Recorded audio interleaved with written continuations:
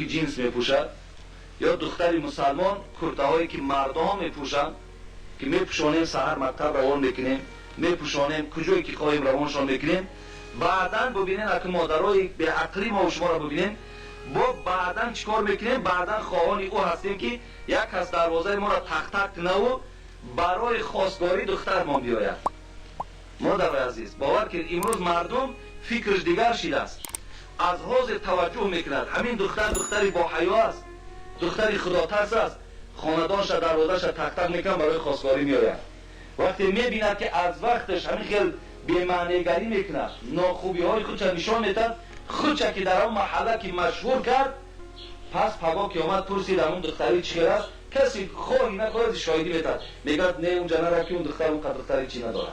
همونجا باور که سین سالش تا 30 و دارچین میرسد، بعد یگان کس اگر یکی زنش مرد یا که یگان کس مثال یکی خیلی ضرورت چی، بعد میاد به خواستگاری همون کس. اما این چیزا نمیخواهیم که ما میخواهیم دخترای ما در سین 17 و 18 با این همیشه خرسندی ها آمده از نزد دروازه ما به آب رو گرفته برندش که ماها گویم در پیش یک و دو با خود آشنا ما باشد، خود دوگانه ما باشد، با گردن ما بلند شود. مادر عزیز، برای آنچه که این پیدا کردنش در دست ما و شما از ما نگذاریم که مثال آنچه که اونا میخواهند، آنچه که اونا یاده دارند، اونا را استفاده برند، زیرا خطری در آخرتش دارد، خطری گویم در سین سال 17 و 18 دارد.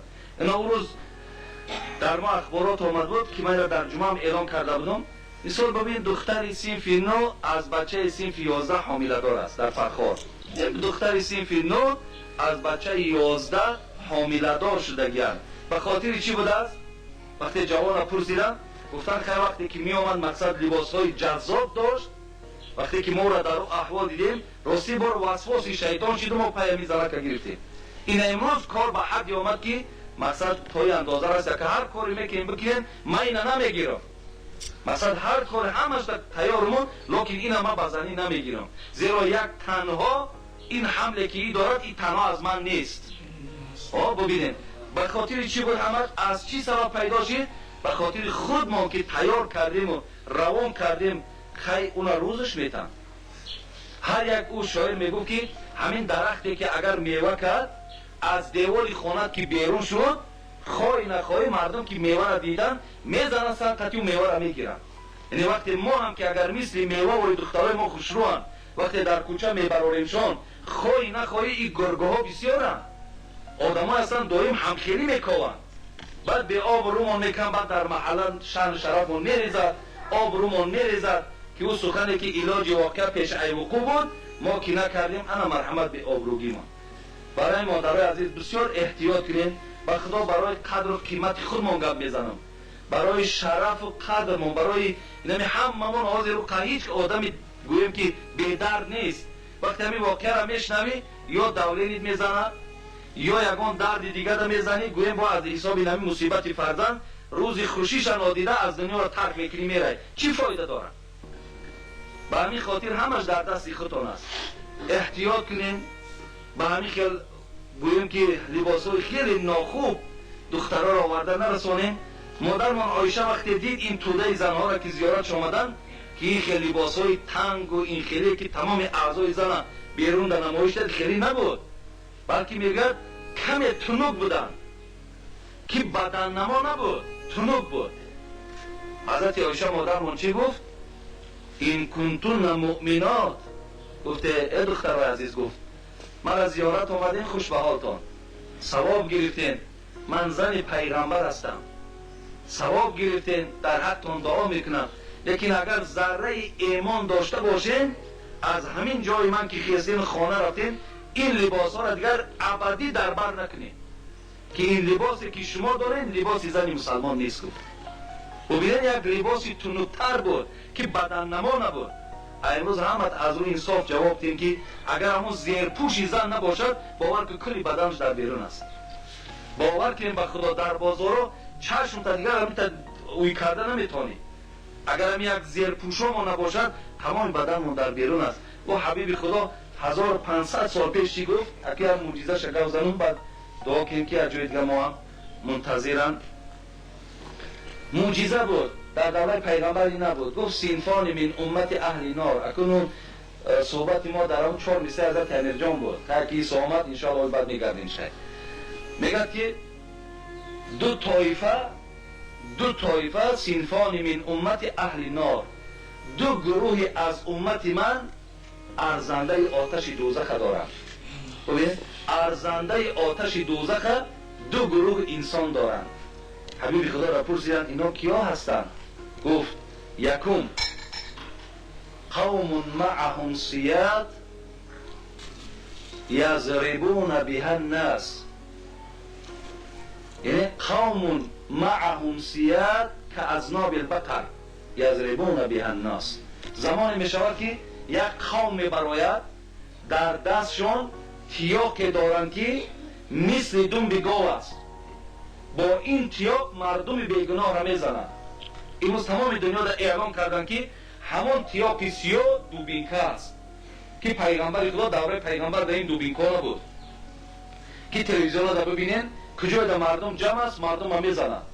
حبیب خدا گفت زمانی میشود که آدمایی میبرند که حقی خود چه طلب کردن را میزننش. اگر حق چه طلب کردن که حقی من است، مثال همینجا تو در حق من ظلم داری میزنند. رسول الله گفت اون کسانی که اینا میبردارن در سر مردم و پشت مردم میزنند اینها ارزنده آتش دوزخ دارند. دوم رسول الله چی گفت؟ بسیار عجیب گفتن و زمان ما را گفتن نساء کاسیات عاریات مائلات ممیلات. ببین لا يدخلن الجنة رؤوسهن كأسنمة البخت لا يدخلن الجنة ولا يجدن ريحها وإن ريحها من مسيرة كذا وكذا. عجیب زیبا بیان کن. زمان می شود که نساء کاسیات، زنان لباس دارن. گفت پیغمبر لباساشون را می پوشن، چیزی از لباس هست همش را می پوشن، عاریاتون، لیکن لباسی می پوشن که بدنش تماشا میکنی. ببین زمان پیغمبر در این طرز لباسایی که حاضر بدن نما هستن اینا نبودن. همین خود گفت زمان می شود که می پوشن لباس دارن لیکن بدنشون میتابد. عاریاتون مائلاتون ممیلاتون. اینا گفت که خودشون بیماری ناخوب شدن، اینا که گویم خیلی بی‌تمیز و بی‌خیرتن، لیکن همین بدبختیشون باز در دوگانه ها همسایه هاشون میرسه. گفت آیا بینید یک کس که پوشید چی میشود؟ دیگریش هم همون آرزو میکرد، دیگریش هم همون آرزو میکرد، بعد شاید پوری هم خیل میشود. رسول الله چی گفتن؟ لا يدخلن الجنة. برای این دو طایفه کأسنمة البخت هم گفتن پیغمبر زمان میشود که زنها گفت سرهاشون را لج میکنن و چنان گفتن مویهای سرشون را میپیچونن که مثل در پشت شتر یک کوهان میگن، طور سرشون را گفت مثل کوهان گفت مویهای سرشون را میپیچونن. خب ولی زنکا میکنن که مثال در طورهای سرشون مثال یک مویهاشون را میپیچونن لیکن رویمان نداره. حبیب خدا گفت هم تا میکنن. گفت روین گفت این زنها را و این مردهایی که مردم را بیگناه میزنن از نام پیغمبر گویه که بوی جنت که از 500 ساله راه به مشام انسان میرسد به مشام این دو گروه نمیرسد. بوی جنت نمیرسد. آیا کجا داخل شدنی در جنت هست؟ ببینید مادر عزیز همه این سخن خدا هست، همه این سخن پیغمبر خدا هست، لیکن همش با فایده ایمان است. ببین مشکل نیست. آخر امروز همین قیچی را گرفته و همین دخترایی که آسینای کلته دارن، دخترایی که آسین درازن، همون نمیتونه یک قیچی زدن همین آسین چیه؟ لیکن ایمانش نمیمانه، لیکن خدا تحصیلش نمیمانه که همون قیچی را گرفته و همه را چکار کنه؟ از همون بری بالا پای مثال گویم که ببرن. ولی اول یک زمانه مثال ما ککر سالای تقریبا 86 بود ما آیلدار شدگیمان، او زمان ها آسینا کم تربای تونیجور بود. حاضر اینا کیتف دایم میدینیم، حاضر برند همین میده اومده سوال دیگر آسین گم بشود. اگر همین خیرفتن گیرد این آسینا گم بشوند دیگر تمام زن در بیرون انا مرحمت کو دیگر برکات شود، کو مرحمت یگان فیض شود. بعد مرحمت کو ببینید که در چه عذابهای به خدا قسم ما و شما روبرو میشیم. خدا چه عذابهایی داره، چه دردهایی داره که برای ما و شما راهی میکرد وقتی که ما